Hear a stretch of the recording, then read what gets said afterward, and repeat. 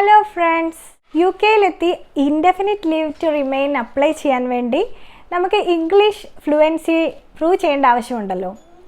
അപ്പോൾ അതിൽ ഒരു ഓപ്ഷനാണ് B1 ഇംഗ്ലീഷ് ടെസ്റ്റ് എന്നുള്ളത്. അപ്പോൾ ആ B1 ഇംഗ്ലീഷ് ടെസ്റ്റ് അഥവാ സെൽറ്റ് B1 GESE ഇംഗ്ലീഷ് ടെസ്റ്റിനെ കുറിച്ചുള്ള ഒരു വീഡിയോയാണിത്. അപ്പോൾ എല്ലാ ഡീറ്റെയിൽസും മാക്സിമം എനിക്ക് പറ്റുന്ന രീതിയിൽ തന്നെ ഞാൻ പറയുന്നുണ്ട്. ഇതിൽ മെയിനായിട്ട് ഫോക്കസ് ചെയ്യുന്നത് നമ്മൾ B1 എക്സാമിന് എങ്ങനെയാണ് പ്രിപ്പയർ ചെയ്യേണ്ടത്, എങ്ങനെയുള്ള ടോപ്പിക്സ് നമുക്ക് എടുക്കാം, ടോപ്പിക് എങ്ങനെയാണ് പ്രിപ്പയർ ചെയ്യേണ്ടത് എന്നൊക്കെയാണ്.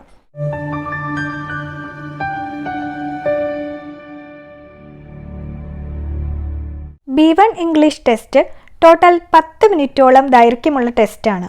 ഒന്നുകിൽ ഇത് ബുക്ക് ചെയ്യുന്നത് പിയേഴ്സൺ വഴിയോ അല്ലെങ്കിൽ ട്രിനിറ്റി കോളേജ് ലണ്ടൻ വഴിയോ ചെയ്യാവുന്നതാണ്. ഞങ്ങൾ ട്രിനിറ്റി കോളേജ് ലണ്ടൻ വഴിയാണ് ബുക്ക് ചെയ്തത്. ഇതിൻ്റെ ഫീസ് £150. B1 ഇംഗ്ലീഷ് ടെസ്റ്റിൽ നമ്മുടെ ലിസണിങ് സ്കില്ലും സ്പീക്കിംഗ് സ്കില്ലുമാണ് ടെസ്റ്റ് ചെയ്യുന്നത്. റൈറ്റിങ്ങോ റീഡിങ്ങോ ഒന്നും ഇതിൽ ചെയ്യുന്നില്ല. ലിസണിങ്ങിന് പ്രത്യേകം ടെസ്റ്റ് ഒന്നുമില്ല. നമ്മൾ എക്സാമിനർ പറയുന്നത് മനസ്സിലാക്കുകയും ചോദിക്കുന്ന ചോദ്യത്തിന് ക്ലിയറായി ആൻസർ പറയുകയും ചെയ്യുമ്പോൾ അങ്ങനെയാണ് നമ്മുടെ ലിസണിങ്ങിനെ അവിടെ അസസ് ചെയ്യുന്നത്. ഈ ടെസ്റ്റ് വളരെ ഈസിയാണ്. നമ്മൾക്ക് ഇംഗ്ലീഷിൽ നമുക്ക് പറയാനുള്ള കാര്യങ്ങൾ പറയാൻ പറ്റുന്നുണ്ടെങ്കിൽ, അത് നമ്മൾ ഉദ്ദേശിക്കുന്ന അർത്ഥത്തിൽ കേൾക്കുന്നവർക്ക് മനസ്സിലാക്കാനും പറ്റുന്നുണ്ടെങ്കിൽ ധൈര്യമായി ഈ ടെസ്റ്റ് അറ്റൻഡ് ചെയ്യാവുന്നതാണ്. ഇനി ഈ ടെസ്റ്റ് ഡേയിൽ എന്താണ് നടക്കാൻ പോകുന്നത് എന്ന് പറയാം. എക്സാമിന് നമ്മളൊരു 30 മിനിറ്റ്സ് മുന്നേ എത്തണം എന്നവർ പറയുന്നുണ്ട്. കാരണം എക്സാമിന് മുൻപ് അവർക്ക് നമ്മുടെ ID ചെക്ക് ചെയ്യാൻ സമയം വേണം. അതുകൊണ്ടാണ് പോകുമ്പോൾ നമ്മളുടെ ID കൊണ്ടുപോകണം. അത് ഏത് ID വെച്ചാണോ എക്സാം ബുക്ക് ചെയ്തത് ആ ID തന്നെ ആയിരിക്കണം. എക്സാമ്പിൾ പാസ്പോർട്ട് വെച്ചാണ് ബുക്ക് ചെയ്തതെങ്കിൽ പാസ്പോർട്ട് കൊണ്ടുപോകണം. പിന്നെ ടോപ്പിക് ഡിസ്കഷന് വേണ്ടി പ്രിപ്പയർ ചെയ്ത ഒരു പേപ്പർ നമ്മുടെ കയ്യിലുണ്ടാകും. അതായത് നമ്മൾ എക്സാം ബുക്ക് ചെയ്യുന്ന സമയത്ത് നമുക്ക് ഇതുപോലെ ഒരു പേപ്പർ ഡൗൺലോഡ് ചെയ്യാനായിട്ട് കിട്ടുന്നതാണ്. അപ്പോൾ ഇതിലാണ് നമ്മൾ ഡിസ്കസ് ചെയ്യാൻ പോകുന്ന ടോപ്പിക്ക്, നമ്മൾ ഡിസൈഡ് ചെയ്ത ടോപ്പിക്ക് നമ്മൾ എഴുതുന്നത്. ഇതിൻ്റെ ഈ നടുക്കത്തെ കോളത്തിൽ എന്ത് ടോപ്പിക്കാണോ മെയിനായിട്ട് അതിൻ്റെ ഹെഡിങ് എന്താണോ അത് നമ്മൾ എഴുതുന്നു. പിന്നെ ഈ 5 കോളം സൈഡിലുള്ള ഇതിന് ചുറ്റുമുള്ള ഈ 5 കോളമിൽ നമ്മൾ അതിൻ്റെ സബ് ഹെഡിങ്സും എഴുതിക്കൊണ്ടാണ് പോകുന്നത്. ഇത് നമ്മൾക്ക് ടെസ്റ്റിൻ്റെ സമയത്ത് യൂസ് ചെയ്യാം. അപ്പം നമ്മുടെ IDയും ഈ പേപ്പറുമാണ് നമ്മൾ കൊണ്ടുപോകേണ്ടത്. പിന്നെ എക്സാമിന് ചെല്ലുമ്പോൾ ആദ്യം അവർ നമ്മുടെ ID ഒക്കെ ചെക്ക് ചെയ്യും. പിന്നെ പേഴ്സണൽ ഡീറ്റെയിൽസ്, ഇമെയിൽ ID ഒക്കെ ഒന്ന് കൺഫേം ചെയ്യും. പിന്നെ ബോഡി ചെക്ക് ചെയ്യും. അത് കഴിഞ്ഞ് നമ്മളുടെ ബിലോങ്ങിങ്സ് ഒക്കെ ഒരു ലോക്കറിൽ വെക്കാൻ പറയുമായിരിക്കും. പിന്നെ നമ്മൾ എക്സാമിൻ്റെ റൂമിലേക്ക് കൊണ്ടുപോകും. നമ്മുടെ എക്സാമിനർ നമ്മളോട് സംസാരിക്കുന്നത് മിക്കവാറും കമ്പ്യൂട്ടറിലോ ഐപാഡിലോ ആയിരിക്കും. അതുകൊണ്ട് അതിനുള്ള കമ്പ്യൂട്ടറൊക്കെ അവിടെ റെഡി ആയിട്ടുണ്ടാവും. ഇതൊക്കെയാണ് ആക്ച്വൽ എക്സാമിന് മുമ്പുള്ള കാര്യങ്ങൾ. ഇനി ആക്ച്വൽ ടെസ്റ്റിൽ എന്തൊക്കെയാണ് ചെയ്യുന്നതെന്ന് നോക്കാം. ഈ ടെസ്റ്റിന് മെയിനായിട്ട് 2 പാർട്ടാണുള്ളത്. Topic part, conversation part. First നമ്മൾ എക്സാമിനറിൻ്റെ മുൻപിലേക്ക് എത്തിക്കഴിയുമ്പോൾ എക്സാമിനർ സെൽഫ് ഇൻട്രൊഡ്യൂസ് ചെയ്യും. അതിനുശേഷം നമ്മുടെ പേര് ചോദിക്കും. നമ്മൾ നമ്മുടെ പേര് പറയും. അപ്പോൾ എക്സാമിനർ മിക്കവാറും നമ്മുടെ പേര് വിളിക്കുകയും ഹൗ ആർ യു എന്ന് ചോദിക്കുകയും ചെയ്തേക്കാം. നമ്മൾ അതിന് മറുപടി പറയുകയും തിരിച്ചും ഹൗ അബൌട്ട് യു എന്ന് ചോദിക്കാം. ഇതിനുശേഷം എക്സാമിനർ നമ്മളോട് എന്താണ് നിങ്ങളുടെ ടോപ്പിക് എന്ന് ചോദിക്കും. എക്സാമിനർ വളരെ ഫ്രണ്ട്ലി ആയിട്ടായിരിക്കും നമ്മളോട് സംസാരിക്കുന്നത്. അതുകൊണ്ട് തന്നെ വളരെ കൂളായിട്ട് നമുക്ക് ടെസ്റ്റ് അറ്റൻഡ് ചെയ്യാവുന്നതാണ്. ടോപ്പിക് എന്താണെന്ന് നമ്മൾ പറഞ്ഞു കഴിയുമ്പോൾ സബ് ടോപ്പിക്സ് എന്താണെന്ന് ചോദിക്കും. അപ്പോൾ അതും പറയാം. പിന്നെ നമ്മുടെ ടോപ്പിക്കിനെയും സബ് ഹെഡിങ്സിനെയും റിലേറ്റ് ചെയ്തിട്ടുള്ള ക്വസ്റ്റ്യൻസ് എക്സാമിനർ നമ്മളോട് ചോദിക്കും. ആ ചോദ്യത്തിനനുസരിച്ചുള്ള മറുപടികൾ നമ്മൾ പറയണം. അതായത് നമ്മൾ പ്രിപ്പയർ ചെയ്തുകൊണ്ടുപോയ കാര്യങ്ങളൊക്കെ തന്നെ ആയിരിക്കും നമുക്ക് പറയേണ്ടി വരിക. അതോടൊപ്പം തന്നെ ഇടയ്ക്കൊരു ചോദ്യം എക്സാമിനറോട് നമ്മൾ ചോദിക്കാൻ പ്രിപ്പയർ ആയിക്കൊണ്ട് പോകണം. സബ് ടോപ്പിക്സ് ആയിട്ട് നമ്മൾ പറയാൻ വെച്ചിരുന്ന കുറച്ച് കാര്യങ്ങളുണ്ടല്ലോ, അതിൽ നിന്നും എന്തെങ്കിലും ഒരു ക്വസ്റ്റ്യൻ എക്സാമിനറോട് ചോദിക്കാം. ഇപ്പോൾ എൻ്റെ ഫേവറേറ്റ് ഇൻസ്ട്രുമെൻറ്റ് പിയാനോ ആണെന്ന് ചോദിക്കുമ്പം what is your favourite instrument എന്നൊരു ചോദ്യം വേണമെങ്കിൽ എക്സാമിനറോട് ചോദിക്കാം. അങ്ങനെ ഒരു ചോദ്യം പ്രിപ്പയർ ചെയ്തുകൊണ്ട് പോവാം. നാച്ചുറൽ ആയിട്ട് ചോദിക്കാൻ ശ്രമിക്കുക. എസ് ഓർ നോ ക്വസ്റ്റ്യൻസ് ഒഴിവാക്കിയിട്ട് ഫുൾ സെൻറ്റൻസിൽ ഓപ്പൺ ക്വസ്റ്റ്യൻസ് ചോദിക്കുന്നതായിരിക്കും നല്ലത്. ടോപ്പിക്ക് എങ്ങനെ സെലക്ട് ചെയ്യാമെന്നും അതിൻ്റെ സബ് ഹെഡിങ്സ് എങ്ങനെ പ്രിപ്പയർ ചെയ്യാമെന്നും ഈ വീഡിയോയിൽ തന്നെ കുറച്ച് കഴിയുമ്പോൾ പറയുന്നുണ്ട്.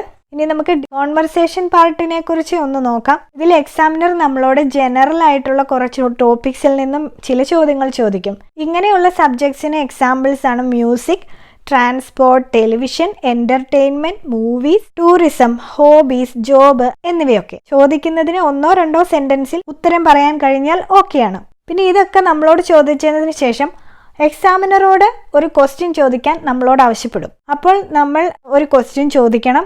ചിലപ്പോൾ അവർ 2 ടോപ്പിക്ക് തന്നിട്ട് അതിലേതെങ്കിലും കാര്യത്തെപ്പറ്റി ചോദിക്കാൻ പറയുമായിരിക്കും. അതായത് മ്യൂസിക്കിനെ പറ്റിയോ ട്രാൻസ്പോർട്ടിനെ പറ്റിയോ ഏതെങ്കിലും ഒരു ചോദ്യം എന്നോട് ചോദിക്കൂ എന്ന് പറയുമായിരിക്കും. അപ്പം നമുക്ക് ഇഷ്ടമുള്ള അതിലേതെങ്കിലും ടോപ്പിക്കിൽ ഒരെണ്ണത്തിനെ കുറിച്ച് നമുക്ക് ചോദിക്കാം. ഇനി അങ്ങനെയല്ല, എന്തെങ്കിലും ചോദ്യം ചോദിച്ചാലും പറയുകയാണെങ്കിൽ നമുക്ക് എന്തെങ്കിലും ചോദ്യം ചോദിക്കാം. ഇനി ടോപ്പിക് എങ്ങനെ കണ്ടുപിടിക്കാം, എങ്ങനെ ടോപ്പിക്കിന് സബ് ടോപ്പിക്സ് ഒക്കെ പ്രിപ്പയർ ചെയ്യാമെന്ന് നോക്കാം.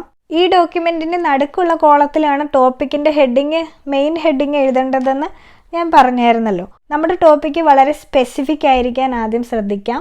വളരെ സിമ്പിളായിട്ട് എക്സാമ്പിൾ പറയുകയാണെങ്കിൽ മൈ ഫാമിലി ഉള്ളതാണ് കൂടുതൽ ആൾക്കാരും എഴുതുക. അപ്പം മൈ ഫാമിലി എന്ന് തന്നെ ഞാൻ ഇവിടെ എക്സാമ്പിൾ പറയാം. ഫാമിലി എന്ന് പറയുമ്പോൾ അത് ജനറൽ ടോപ്പിക് ആയിരിക്കും.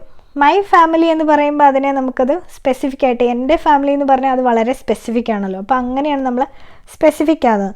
ഇപ്പോൾ സിനിമ എന്ന് പറഞ്ഞാൽ ജനറൽ ആണ്, എന്നാൽ മൈ ഫേവറേറ്റ് മൂവി എന്ന് പറയുമ്പോൾ അത് സ്പെസിഫിക് ആയല്ലോ. ഇനി മൈ ഫാമിലി എന്ന ടോപ്പിക്കിലെ സബ് ടോപ്പിക്സ് എങ്ങനെ കണ്ടുപിടിക്കാം? എന്തെങ്കിലുമൊക്കെ പറയാൻ വേണ്ടി നമ്മൾ വളരെ ഈസി ആയിട്ടുള്ള സബ് ഹെഡിങ്സ് കണ്ടുപിടിച്ചാലും നമുക്ക് ബുദ്ധിമുട്ട് വരും. എന്താന്ന് വെച്ചാൽ നമ്മൾക്ക് variety of sentences, variety of tenses use ചെയ്യാൻ പറ്റുമോ എന്നുള്ളത് അവരെ അസസ് ചെയ്യും. അതിപ്പോൾ നമ്മൾ അതിനുള്ള സെൻറ്റൻസ് അങ്ങോട്ട് പറഞ്ഞാലും ഇല്ലെങ്കിലും അവർ ഇങ്ങോട്ട് ചോദ്യം ചോദിച്ച് നമ്മളെ കൊണ്ട് പറയിപ്പിക്കാൻ ശ്രമിക്കും. ഉദാഹരണമായിട്ട് നമ്മുടെ ഫ്യൂച്ചർ പ്ലാൻസ്, നമ്മുടെ പാസ്റ്റിൽ നടന്നൊരു ഇവൻറ്റ്, നമ്മുടെ പ്രിഫറൻസസ്, പിന്നെ നമ്മുടെ പ്രിഫറൻസസിനുള്ള റീസൺസ്, അല്ലെങ്കിൽ എന്തെങ്കിലും ഒരു കാര്യത്തിനുള്ള ഒരു റീസൺ, നമുക്കൊരു റീസൺ പറയാൻ പറ്റുക. പിന്നെ എന്തെങ്കിലും ഒരു എമൗണ്ട് കാണിക്കുന്ന ഒരു ക്വാണ്ടിറ്റിയെ കാണിക്കുന്ന ഒരു കാര്യം നമുക്ക് പറയാൻ പറ്റുന്നുണ്ടോ? പിന്നെ നമുക്കൊരു ഫ്യൂച്ചറിലെ ഒരു കാര്യം നമുക്ക് പ്രിഡിക്റ്റ് ചെയ്യുന്ന രീതിയിൽ സംസാരിക്കാൻ പറ്റുന്നുണ്ടോ? ഫ്യൂച്ചറിൽ നടക്കാൻ പോകുന്ന ഒരു കാര്യത്തെപ്പറ്റി നമുക്ക് ഇൻഫർമേഷൻ കൊടുക്കാൻ പറ്റുന്നുണ്ടോ? ഇങ്ങനെയുള്ള കാര്യങ്ങൾ നമുക്ക് എങ്ങനെ ഇംഗ്ലീഷിൽ പറയാൻ സാധിക്കും എന്നതാണ് അവർ ഈ അസസ് ചെയ്യുന്നത്. അപ്പോൾ ഇതിന് നമ്മൾ എന്ത് ചെയ്യണം? നമ്മൾ ഈ ടോപ്പിക്കും സബ് ടോപ്പിക്സും എഴുതുമ്പോൾ ഇതെല്ലാം ഉൾക്കൊള്ളിച്ചുകൊണ്ട് പറയാൻ സാധിക്കുന്ന രീതിയിൽ ഹെഡിങ്സ് കണ്ടുപിടിക്കാം. ഇപ്പോൾ ഫാമിലി ആണെങ്കിൽ ഫ്യൂച്ചറിനെ പറ്റി നമുക്ക് പറയണമെങ്കിൽ എങ്ങനെയായിരിക്കും?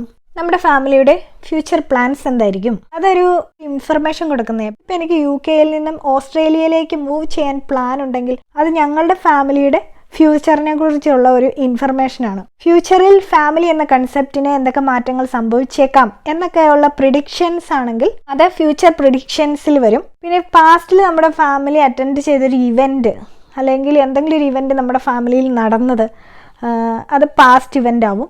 പിന്നെ എനിക്ക് സ്മോൾ ഫാമിലിയാണോ ബിഗ് ഫാമിലിയാണോ ഞാൻ പ്രിഫർ ചെയ്യുന്നത്, അത് പ്രിഫറൻസിനെ കാണിക്കും. പിന്നെ എന്തുകൊണ്ടാണ് ഫാമിലി ഭയങ്കര ഇമ്പോർട്ടൻ്റ് ആണെന്ന് പറയുന്നത്, അപ്പോൾ അത് പറയുമ്പോൾ നമുക്ക് റീസൺസ് കൊടുക്കാൻ പറ്റും. അപ്പോൾ ഈ രീതിയിലുള്ള സബ് ഹെഡിങ്സ് കണ്ടുപിടിച്ച് നമ്മൾ പറയുമ്പം ഈ എക്സാമിനർ ഇങ്ങോട്ട് ചോദിക്കാതെ തന്നെ നമുക്ക് നമ്മുടെ കംഫർട്ടബിൾ ആയിട്ടുള്ള രീതിയിൽ വെറൈറ്റി ഓഫ് സെൻറ്റൻസസും വെറൈറ്റി ഓഫ് ടെൻസസും നമുക്ക് യൂസ് ചെയ്ത് കാണിക്കാൻ പറ്റും. അപ്പോൾ എക്സാമിനർ മനസ്സിലാകും ഈ കാൻഡിഡേറ്റിന് ഈ സെൻറ്റൻസുകളൊക്കെ യൂസ് ചെയ്യാൻ അറിയാമെന്നുള്ളത്. ഈ ടോപ്പിക് പാർട്ടിനെ പറ്റി ഞാൻ ഒന്നും കൂടെ പറയാം. ഇപ്പം നമ്മളൊരു ടോപ്പിക്ക് നമ്മൾ കണ്ടുപിടിക്കുന്നു, അത് വളരെ സ്പെസിഫിക്കായ ടോപ്പിക്ക് കണ്ടുപിടിക്കുന്നു, അതിനെ ചുറ്റിപ്പറ്റിയുള്ള ചില കാര്യങ്ങളാണ് നമ്മൾ പറയാൻ ഉദ്ദേശിക്കുന്നത്. അപ്പോൾ അതിനെ ബേസ് ചെയ്ത് പാസ്റ്റിൽ എന്തെങ്കിലും ഒരു കാര്യം നടന്നിട്ടുണ്ടെങ്കിൽ അത് ആഡ് ചെയ്യാം, അതൊരു ഹെഡിങ് ആയിട്ട് കൊടുത്തിട്ട് അതിനെപ്പറ്റി പറയാം.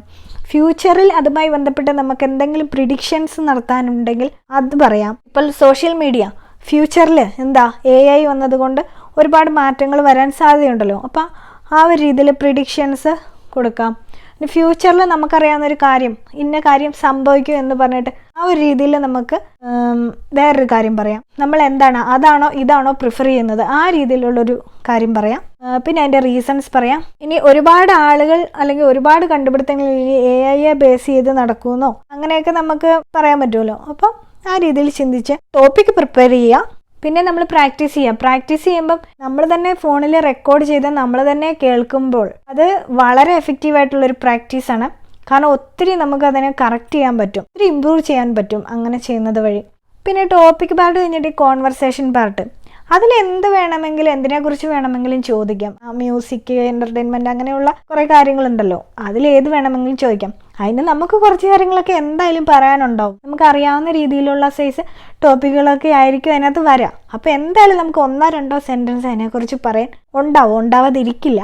എന്നാലും ഇംഗ്ലീഷ് ലാംഗ്വേജ് ആയതുകൊണ്ട് നമ്മൾ അതിനെക്കുറിച്ചും കൂടെ ഒന്ന് പ്രാക്ടീസ് ചെയ്തിട്ട് പോവുക. കാരണം അതിന് ചില സ്പെസിഫിക് വെക്കാബുലറീസ് ഒക്കെ നമ്മളൊന്ന് പ്രാക്ടീസ് ചെയ്ത് പോയി കഴിഞ്ഞാൽ അവിടെ ചെന്നിട്ട് പറയുമ്പം ഈസി ആയിട്ട് നമുക്ക് കിട്ടും. പിന്നെ അതൊക്കെ തന്നെയാണെങ്കിലും അവർ ചോദിക്കുന്ന ചോദ്യങ്ങളും ഇതുപോലെ തന്നെ future, past, predictions, preferences, reasons, quantity ഇതൊക്കെ ബേസ് ചെയ്തിട്ടായിരിക്കും. അപ്പോൾ ആ രീതിയിലൊക്കെ എങ്ങനെയൊക്കെ ഓരോ സബ്ജക്റ്റിൽ നിന്ന് ചോദ്യം വരാമെന്നും കൂടി നമ്മളൊന്ന് ഊഹിച്ച് ഒന്ന് പ്രിപ്പയർ ചെയ്തുകൊണ്ട് പോയാൽ ഈ എക്സാം വളരെ ഈസി ആയിരിക്കും. ഇപ്പം ഞാൻ പറഞ്ഞതപ്പം നിങ്ങൾക്ക് ഭയങ്കര ഒരു സംഭവമായിട്ടൊന്നും തോന്നിയെങ്കിൽ അങ്ങനെയൊന്നുമില്ല. ഈസി ആയിട്ട് ടെൻഷൻ ഇല്ലാതെ അറ്റൻഡ് ചെയ്യണമെങ്കിൽ നമ്മൾ പ്രിപ്പയർ ചെയ്യണം. പ്രിപ്പയർ ചെയ്യുമ്പോൾ നമുക്ക് തോന്നും ഇത് ഇത്രയേ ഉള്ളൂ എന്ന് തോന്നിക്കഴിഞ്ഞാൽ പിന്നെ കൂളായിട്ട് അറ്റൻഡ് ചെയ്യാം. വളരെ ഈസിയാണ്. അപ്പോൾ ഈ B1 എക്സാമിന് വേണ്ടി പ്രിപ്പയർ ചെയ്യുന്ന എല്ലാവർക്കും എൻ്റെ ബെസ്റ്റ് വിഷസ്. വീഡിയോ ഇഷ്ടമായെങ്കിൽ ലൈക്ക് ചെയ്യണേ. പിന്നെ എന്തെങ്കിലും സംശയമുണ്ടെങ്കിൽ കമൻറ്റ് ചെയ്യണേ. എൻ്റെ ഹസ്ബൻഡാണ് ഇത് അറ്റൻഡ് ചെയ്തത്. അപ്പം ഞങ്ങളുടെ അറിവിൽ നിന്നും എന്തെങ്കിലും നിങ്ങൾക്ക് ഹെൽപ്പ് ചെയ്യാൻ സാധിക്കുന്നുണ്ടെങ്കിൽ കമൻറ്റ് ചെയ്യുകയാണെങ്കിൽ പറഞ്ഞു തരുന്നതാണ്. ചാനൽ സബ്സ്ക്രൈബ് ചെയ്യാത്തവരുണ്ടെങ്കിൽ പ്ലീസ് സബ്സ്ക്രൈബ്. അപ്പോൾ എല്ലാവർക്കും നന്ദി.